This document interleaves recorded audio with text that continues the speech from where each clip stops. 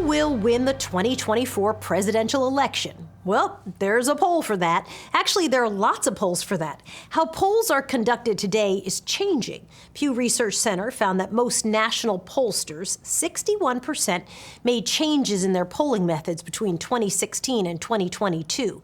That includes a growth in what's called online opt-in polling. And Pew is warning that that method can produce misleading results. Andrew Mercer is a principal methodologist at Pew. It's so nice to have you. Thanks for talking with me. Thanks so much for having me. It's great to be here. Let's jump right into online opt-in polling. What does that even mean?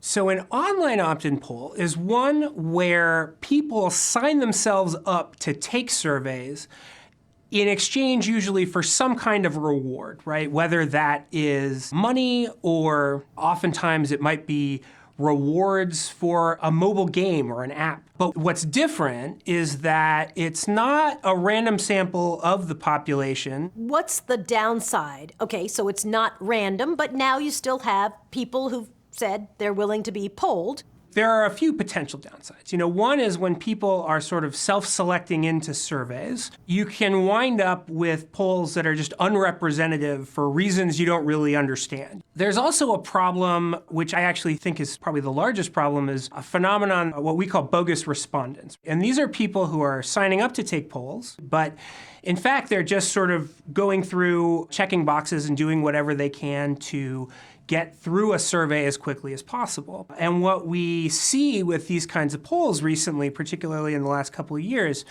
is that there are large errors overall. In my introduction, I mentioned between the years 2016 and 2022. Why those years? There were a lot of changes over the past decade. Online advertising and the internet and sort of the development of, growth of social media. Researchers figured out these were new ways to be able to find people, and increasing non-response rates and the higher cost of more traditional polling has sort of created incentives for people to go looking for other less expensive ways to find survey respondents.